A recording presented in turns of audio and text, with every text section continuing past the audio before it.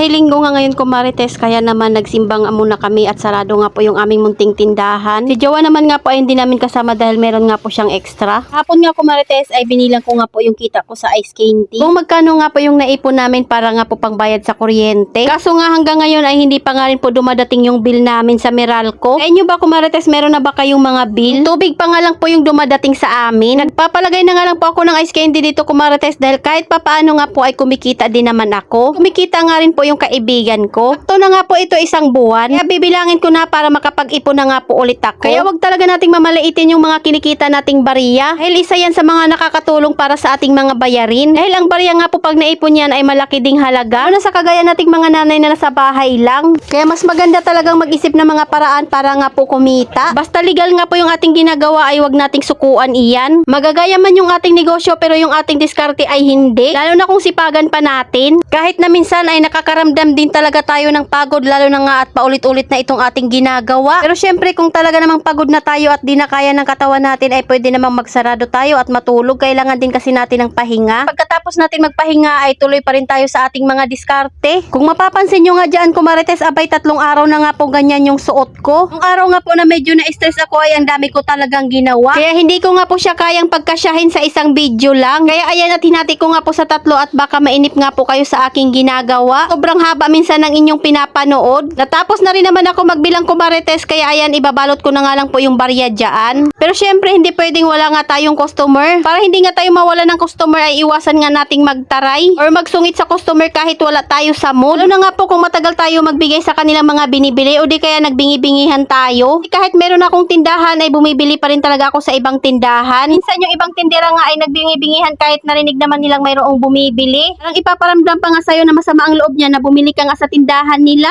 Yun talaga kumarites ang hindi nga pwede sa aking tindahan. Pag nagtataray nga po yung anak ko ay talaga namang pinapagalitan ko nga pag siya ang nagbabantay. Lalo na nga po minsan ay nahahagis niya nga po yung sukli niya dahil minsan ay nagse-cellphone nga po siya habang nagbabantay. Tapos na nga rin po ako magbilang. Dahil mag-grocery nga po ako kaya papalitan ko nga po itong bariya. Ito nga po yung dadalhin ko sa grocery. Tapos kung magkano nga po yun ang bilang ko ay papalitan ko nga po ng buo. Para kung maibayad ko nga po sa Meralco ay hindi nga po bariya yung aking dadalhin. Bariya nga po na nabilang ko kumarites ay umabot ng 600. Yung buo naman nga po ay 250. Kaya nakaipon nga po ako ng 850 dito sa aming benta sa ice candy. O diba at kaunti na nga lang po yung kailangan kong idagdag dito para makabayad kami. Pero dahil wala pa nga po kaming bill kaya naman itatabi ko nga muna ito. At yung babayaran nga po ng nakakonek sa amin ay umabot nga po ng 950. Malaking bagay talaga ang mga barya na kinikita natin. Kaya wag natin basta-bastahin yung mga barya na kinikita ng mga munting tindahan. Kahit wala tayong masyadong ipon at least nakakabayad tayo ng ating mga bayarin. Ayan at pinalitan ko na nga po yung barya para maitabi ko nga muna. Katapos ko nga po dito ay diretso na nga rin po ako sa grocery. Dahil payday nga rin po ni Jowa ngayon. So ayun lang muna kumarites. Salamat sa panonood. Follow for more. God bless us. At sana i-share nyo na nga rin po itong aking video.